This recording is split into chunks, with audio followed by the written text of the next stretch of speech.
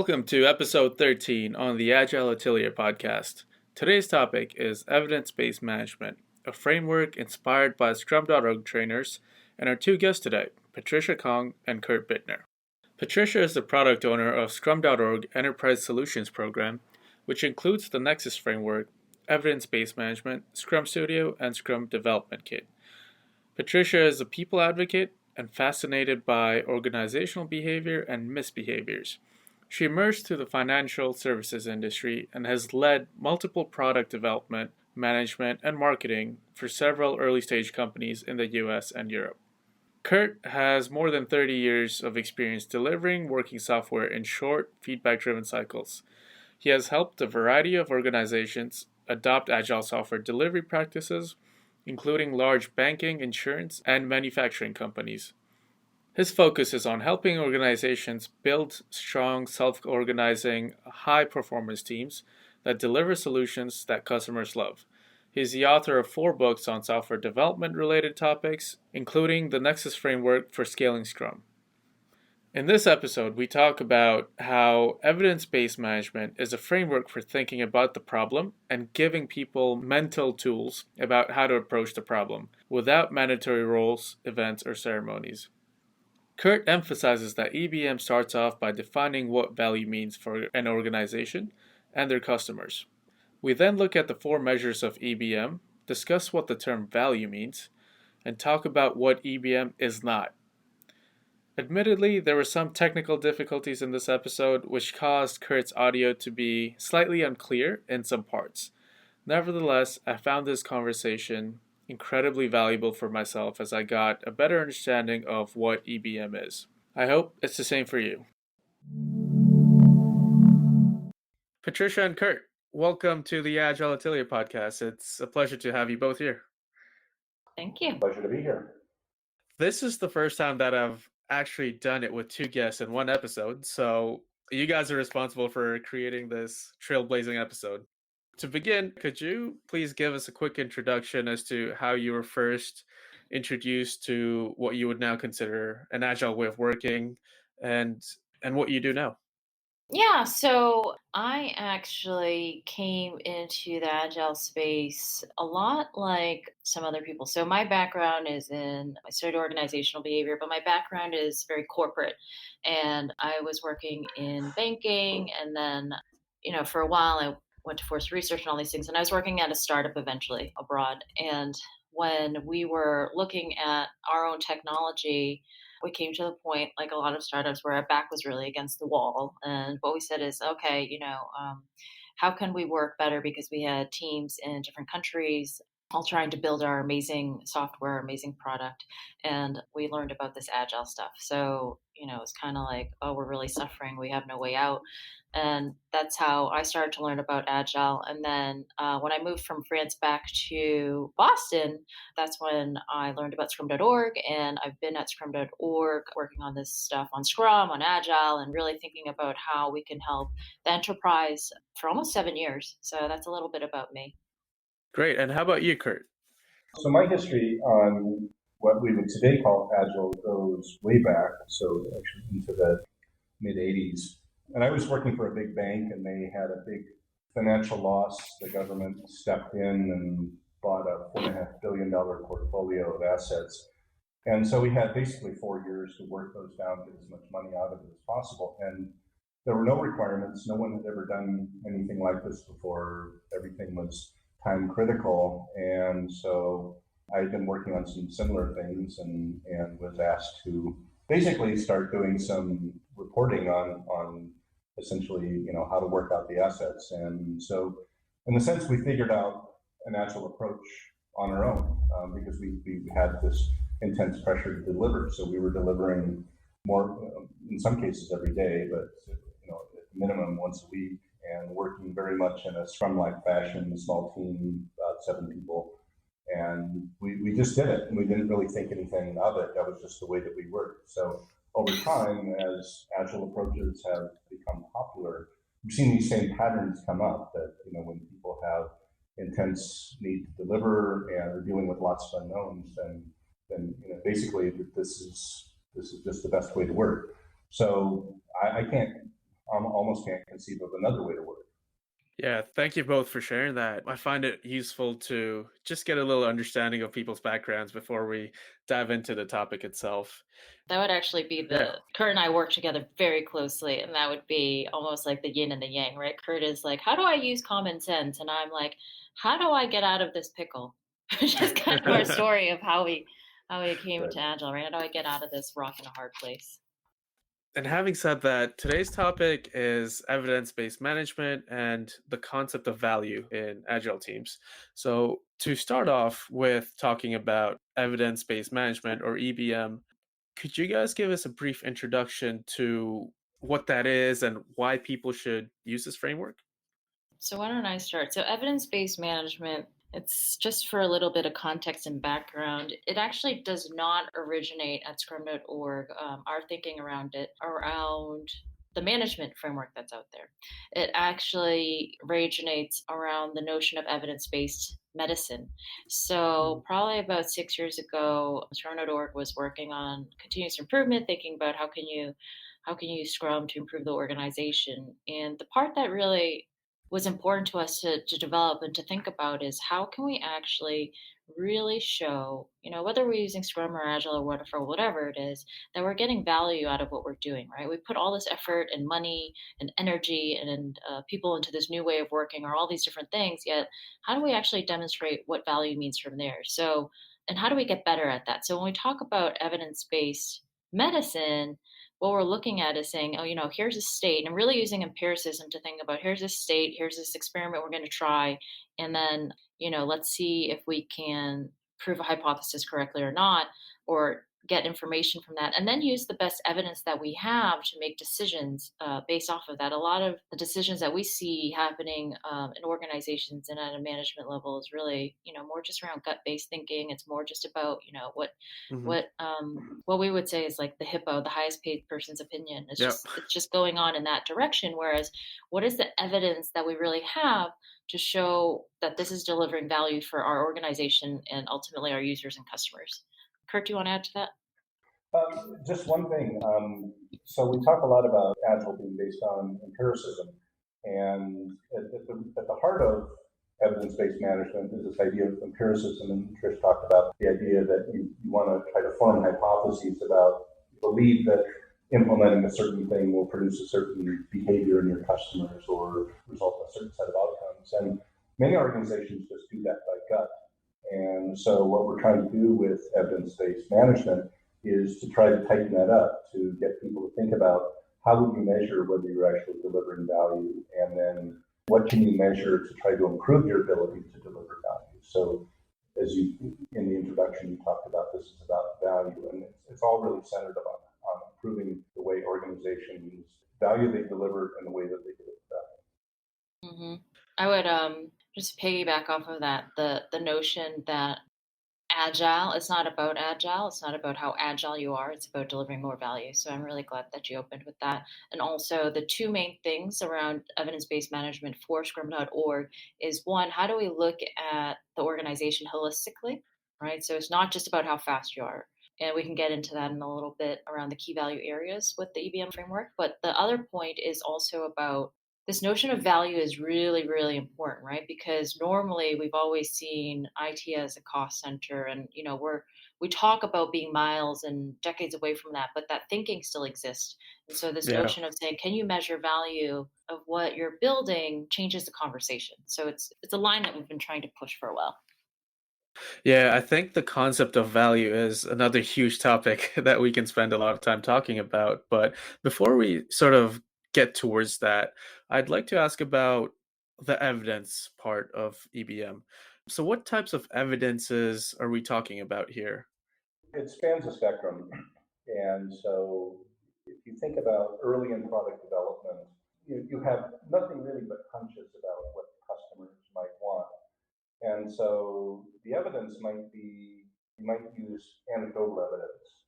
You might talk to a few people, get some basic ideas about whether this idea that you're thinking about is worthwhile. But as you get farther into it, as you commit more money, more time, more resources, more people, whatever measure you want to think about, So there's this notion in evidence-based medicine about using the best available evidence to make decisions.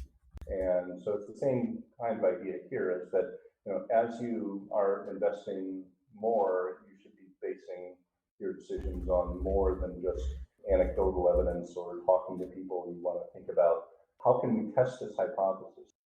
And so as you think about, in a sense, building things, from the very start of thinking about building something, you almost want to take every single, at least big product backlog item and start really breaking it down and saying, who are we delivering this for? What value are they getting at? What value do we expect to get out of it?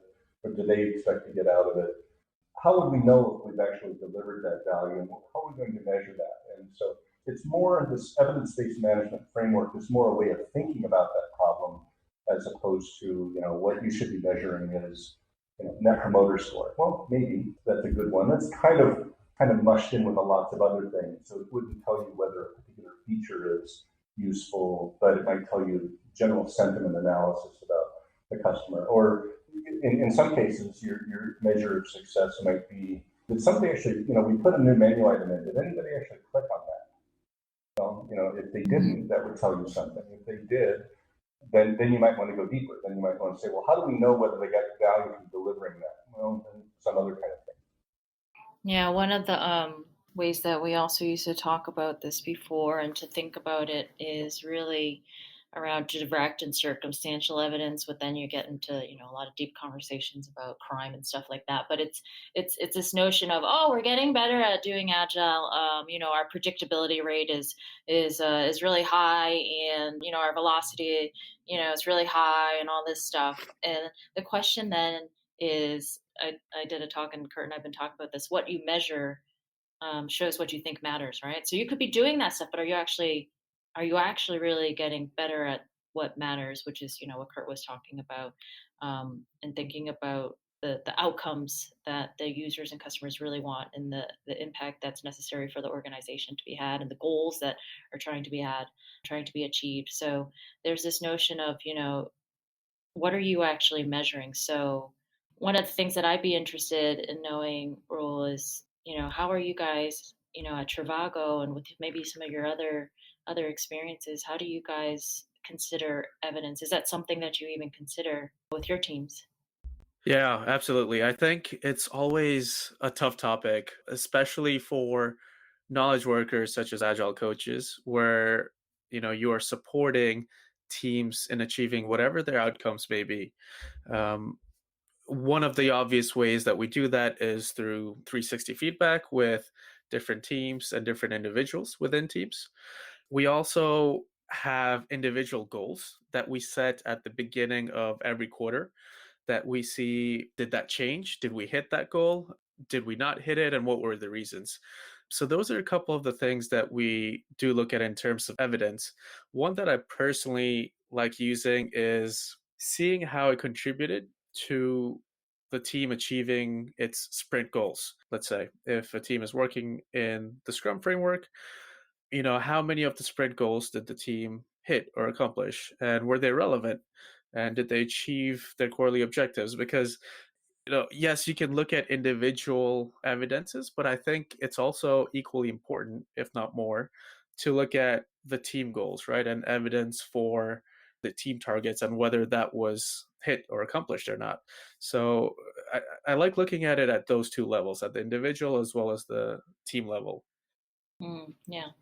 Sorry, I put you on the spot. Had the chance. No, not a problem. Not a problem at all.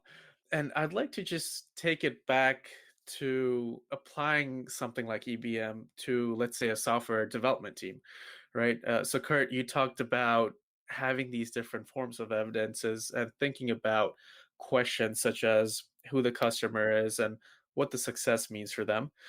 Can you give any practical tips as to how teams can take concepts like that and apply it?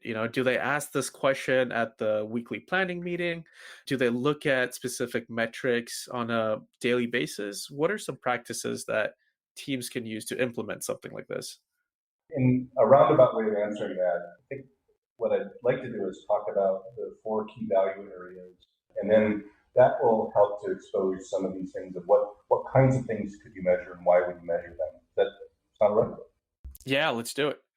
So the four areas are, first is current value. So current value is what is the value that your product is currently delivering to your customers. And here, by customers, we mean that in a pretty broad way. It's whoever you serve. So if you're developing an internal application, it would be the users or the business area that you're supporting.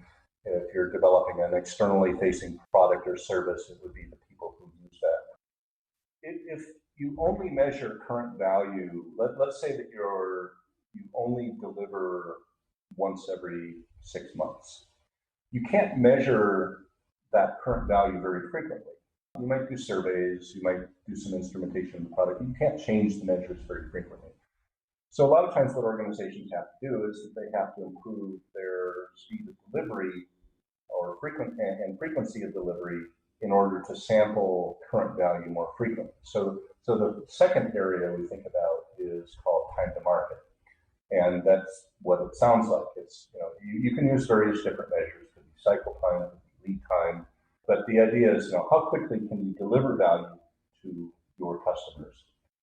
And this third measure is called ability to innovate. And this is really a set of measures that consider, in a sense, the efficacy of your delivery process. So to give you an example of that, let's say that every time you deliver, if 80% of the work that you deliver are things like bug fixes and minor updates and security patches and other sorts of things, that would only leave you 20% actually innovate to improve the current value. So measures around ability to innovate are essentially measures of how effective are you at moving the current value measure in every single release. And then the fourth area is called unrealized value. And this deals with the problem of, well, let's say you've got multiple products and you're trying to decide, should I invest in product A or product B? Well, if product A has super satisfied customers, you have really high market share, everybody kind of looks at your product and says, yeah, that's great. We love it. Don't change it. That we just, keep doing great things. Then its unrealized value would be really low. Another product that has maybe low market share, low customer satisfaction, maybe it's just new to the market, its unrealized value would be really high. So in deciding where to invest your time and effort, you probably don't need to invest any more in the product that has really low unrealized value, because basically it's the classic cash cow product where you just want to keep the lights on, do great things, keep making lots of money off it, but you don't need to keep adding new features. In fact, in that case, adding a lot of new features could actually reduce customer satisfaction. So these four areas give you ways of looking at this measurement problem to try to figure out. So this is back to your question about what could a team do. Well, first of all, the sprint goal usually is oriented at improving customer value or improving current value. It would be now you might say a sprint goal, but you might have a sprint that you're dealing with some serious problems and technical debt, and so most of your time might be spent on the ability to innovate. But generally speaking, sprint goals are focused on current value. Portfolio decisions are usually based on unrealized values. We'll kind of take that off the table.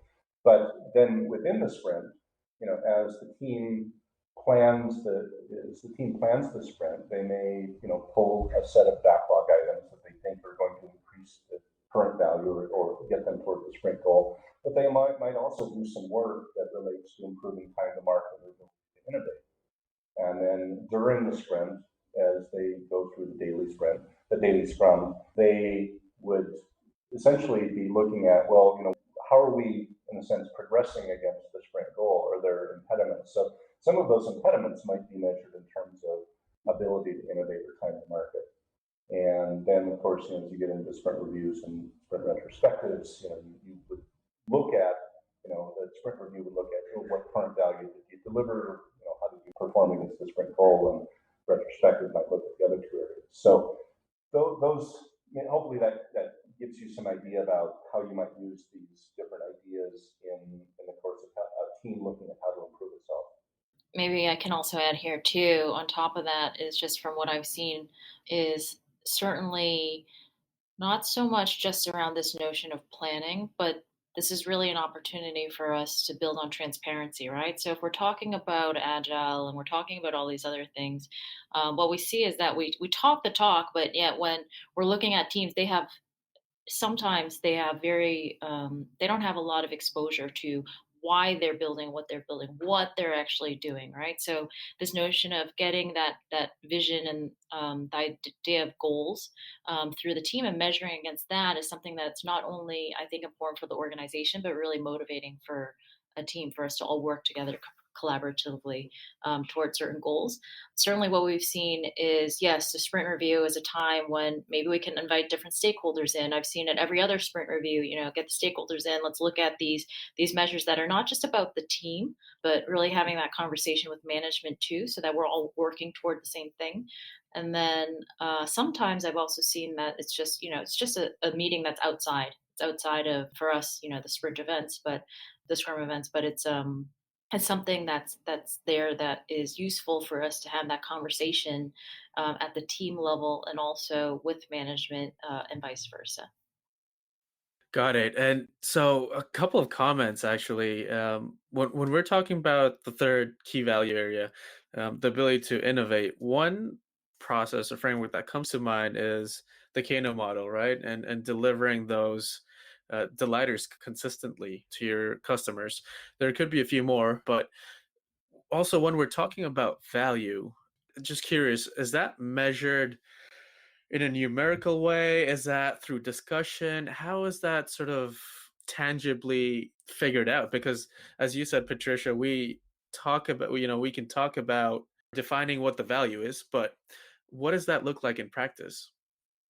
Well, I'll give you an example that this was an organization that we were doing a workshop with, and they were really struggling with what is value, and it was sounding very theoretical, and so we posed the question of saying, well, what does success look like to your customer? If we were to go out and interview your customer or your users, what did success look like for them?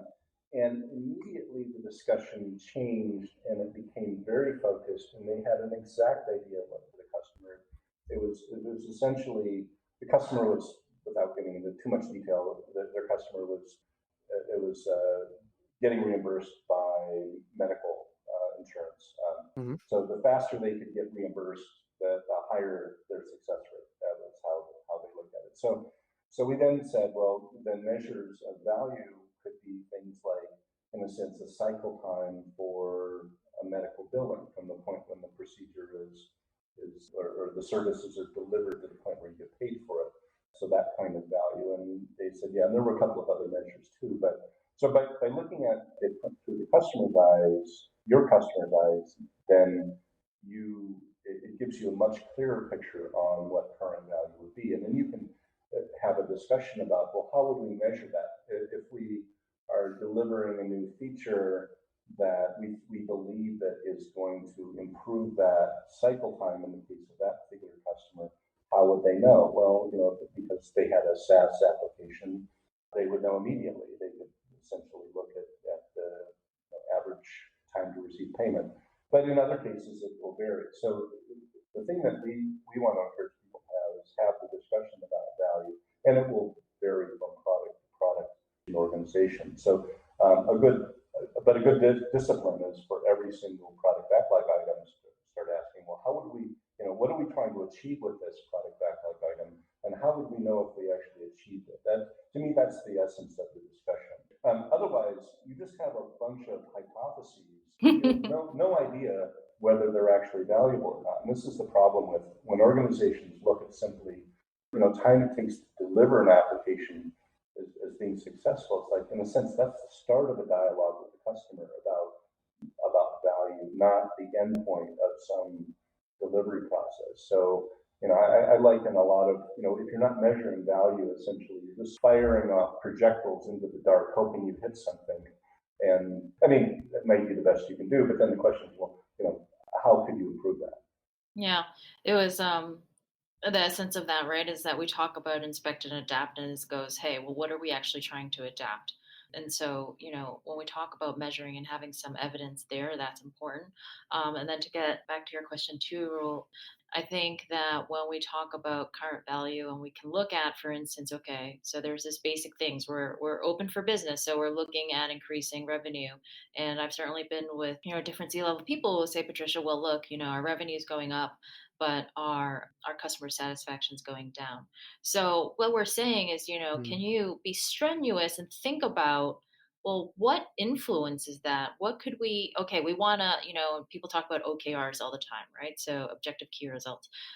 We want to increase our net promoter score. We want to reach a certain net promoter score. Well, what can we do to do that? We want to increase usage of something, a certain feature or our product. We just want people to sign up. You hear all those kind of things.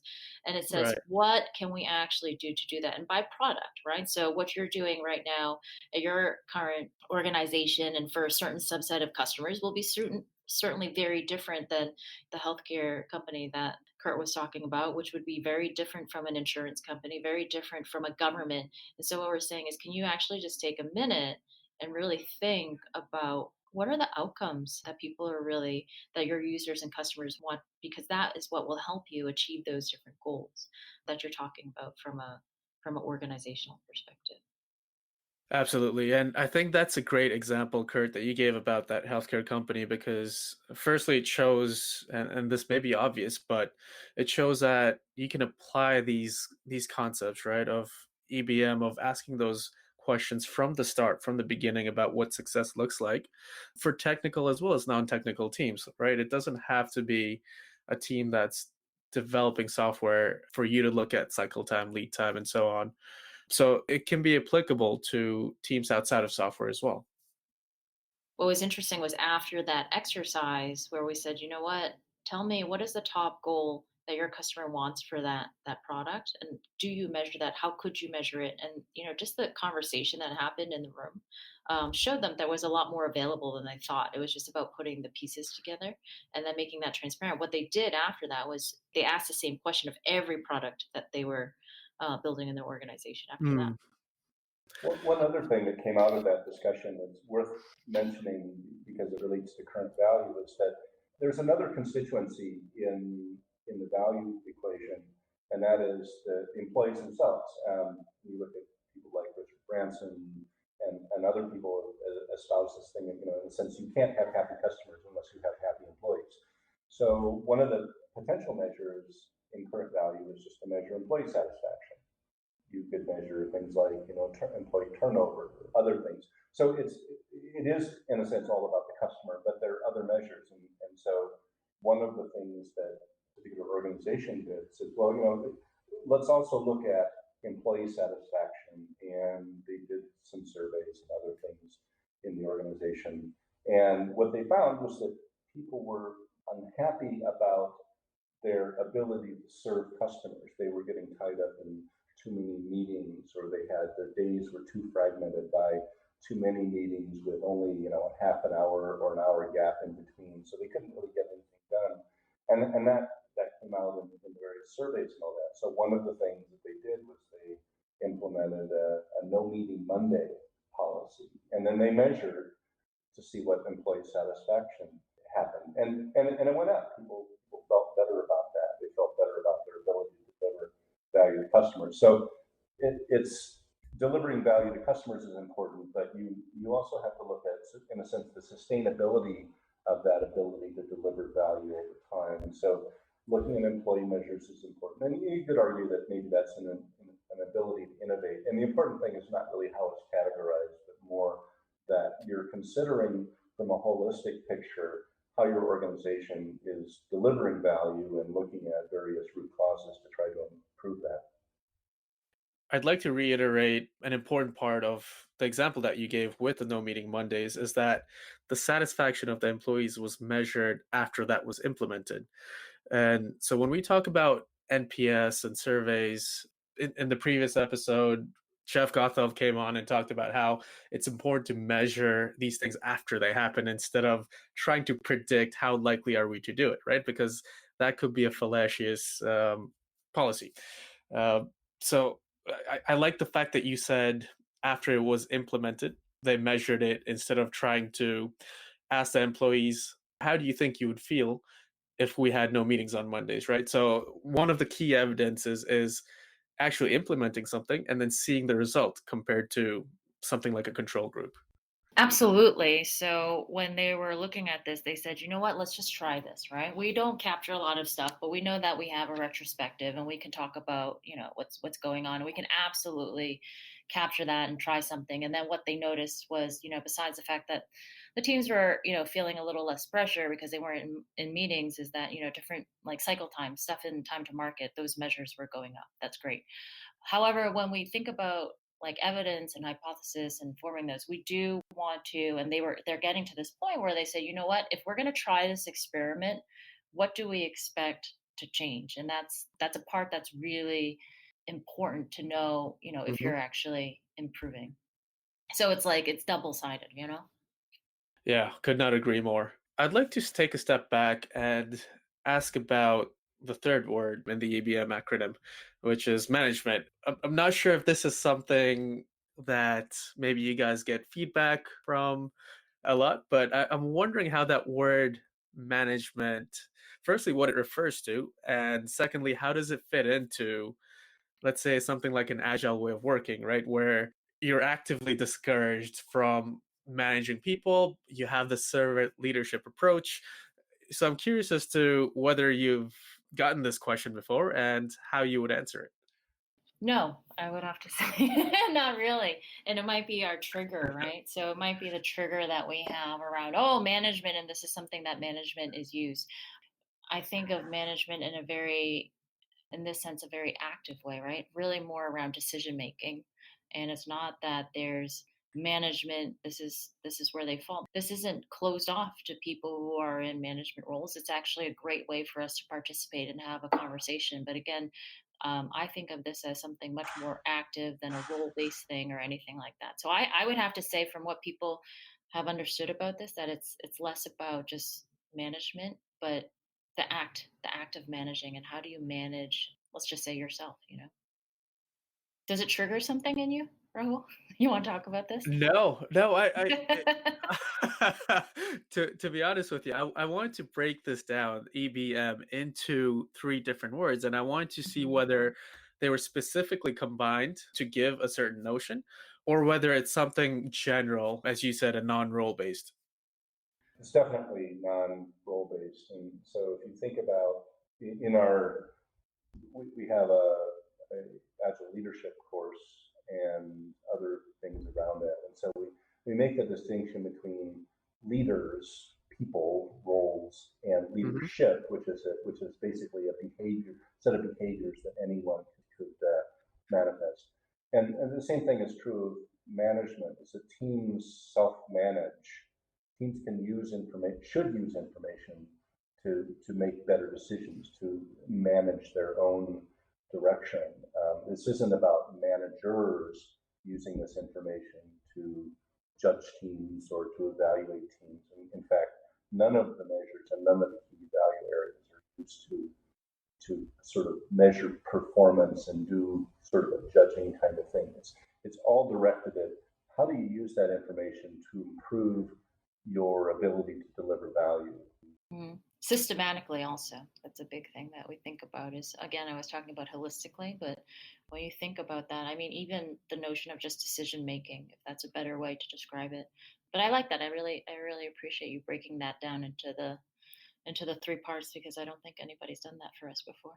As someone who's new to this topic, I think it's an important point to clarify, right? Because maybe for a first timer seeing this without much background as to what EBM is, they may interpret it as something, a tool or framework that they can use to manage the type of work their team is doing, right? So I just want to clarify that this is not that, Mm. and Well, it's if they do think that, though, and then if they're really at the heart understanding and trying to figure out, you know what, this is how I can help my teams, deliver more value, and we're going to look at this, and then that's fine too. mm, Little baby steps.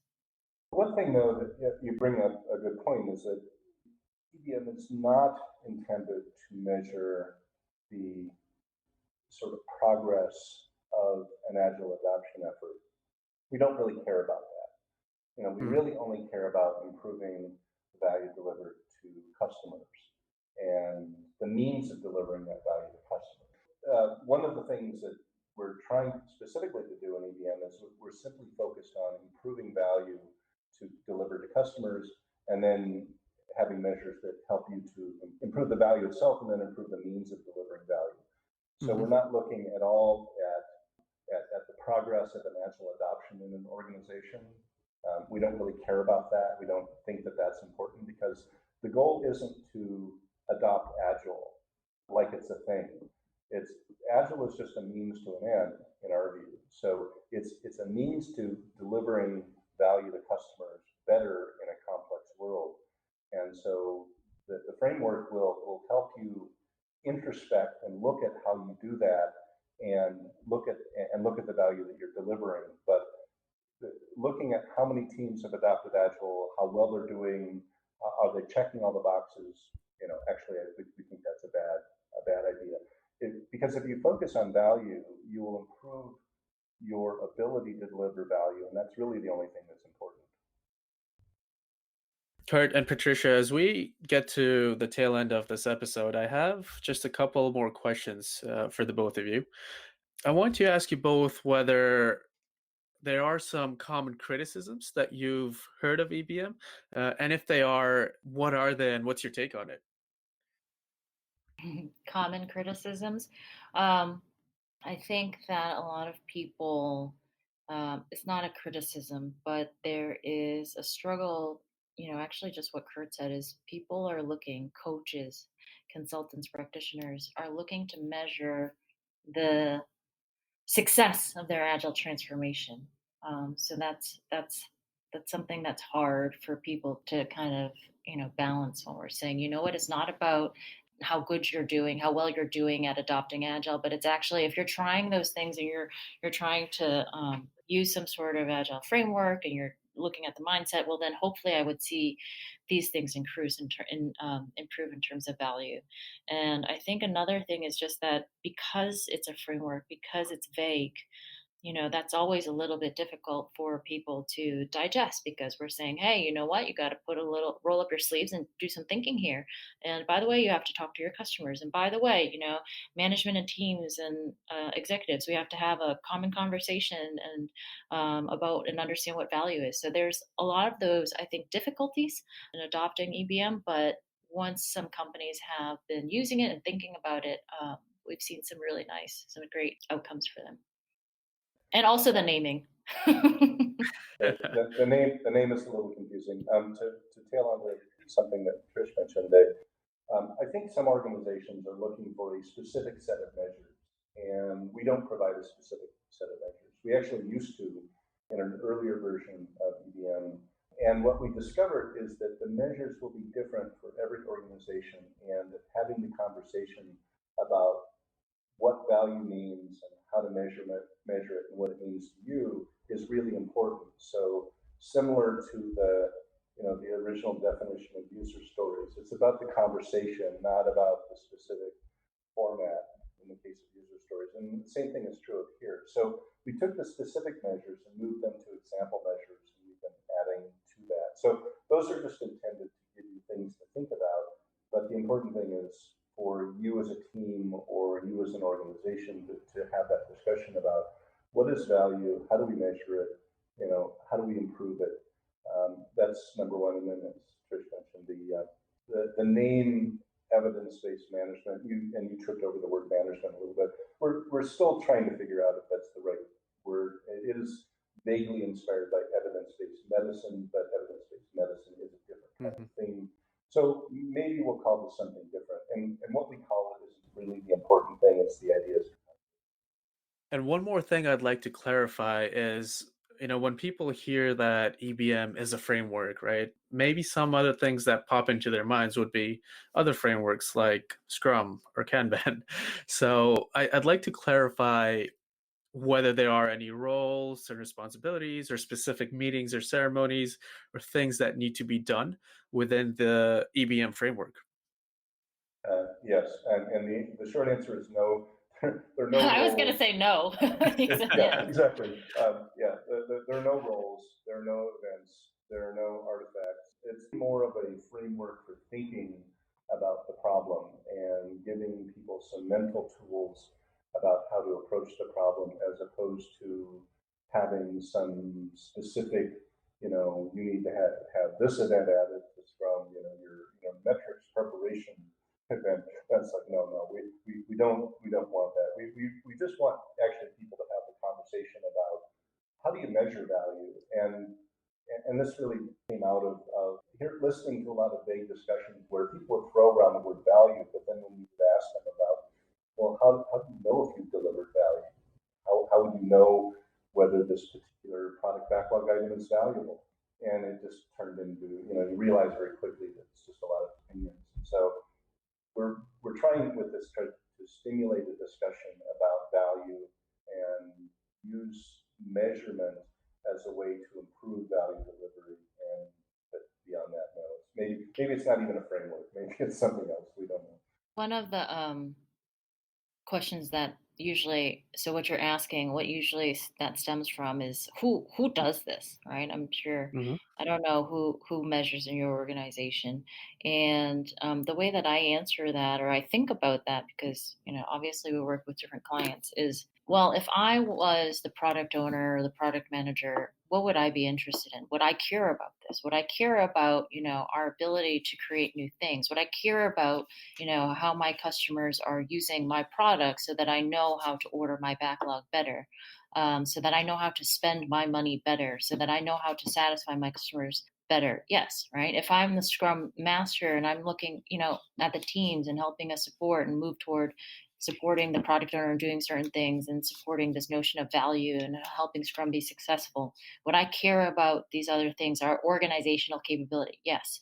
Do I care about when I'm working on the development team that we're actually building something that's valuable? Yes. Do I care about how we understand the goals and that I can help contribute to that? Yes. And from an executive level, absolutely. Right. So the question around who is an interesting one, because it also starts to bring in the conversation about, there's the notion of the bottom up intelligence and the top down. Mm-hmm. This is a great way to bridge that gap, right? And we're going to talk about it from an evidence-based perspective, not just about gut-based management, which is what Kurt brought up earlier.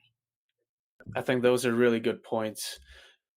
Kurt and Patricia, I'd like to thank you both for coming on as we get to the end of this episode.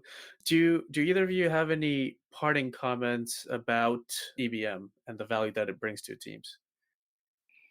I would say that there's a lot more information on Scrum.org for everybody to check out and just get started. Do what you can. This is a little bit of a different way of thinking, but again, when we think about measurement and it's becoming more important, the notion of what you measure says a lot about what you care about. What you don't measure is also a good question, and why, right? So Mm. again, think about these things holistically. Think about this from a value-based perspective, and just do what you can. Totally agree. And to add on to that, a lot of organizations have this problem where you mentioned frameworks earlier, and they're using a framework, but they're just going through the motions. They're doing the activities, they're doing the roles, they're maybe a little confused about what the role should be. They're confused about maybe why they're even doing it. Hmm. And what we found is that being focused on measurement, and really behind it all is empirical improvement, that provides a focus to everyone about what the goal is. So it stops becoming adhering to the framework, and it starts becoming achieving something that's worth achieving something of value. So I think it's incredibly, in a sense, both liberating and focusing to bring measurement in, because really, and we all talk about agility being based on empirical process control, and it's like, but without measurement, you're not working empirically. So this, you're just maybe going through the motions, and sometimes joke about zombie scrum. Yeah. So this is a way of escaping that zombie scrum problem Yeah. by focusing on measurement and using that information to improve. It's a lot easier than said, right? We've actually seen people start measuring, and I've seen two different things, which is one, people quit. And I've seen the other thing, I've seen actually people quit their organization because the information was becoming transparent. And secondly, I've seen even coaches in organization because there were, executives and management who are saying, we're not going to do this. And the question becomes again, why? Right? Yeah, absolutely. I think the practice of asking these important questions, whether it's about the product or the practices themselves, should be the starting point to any framework, or any tools before you get into the actual nitty gritty and the tools part of it. So I'd like to thank you guys for iterating that. And I'd like to wrap up by saying thank you both, Patricia and Kurt, for coming on and sharing your knowledge about evidence based management. I'm sure this is a topic that we can keep talking about a lot longer, but I think this episode does a good job of summarizing the important parts of the framework and what teams can use to get started using it. Thank you. Thank you. All right, and before we end, where can people connect with both of you online? Do you have a Twitter account, a website? Probably LinkedIn for me. Yeah, LinkedIn for me also, Twitter, which is PMoonK88. But I'm going to be, I'm actually traveling a bunch. So there's an opportunity for people to, and I know Kurt has some lined up too, but I'm going to be in Taiwan August 16th. And then actually at Agile Amsterdam, I'm sure you have a lot of listeners in that area, in September. So the end of September, I think the 26th or something like that.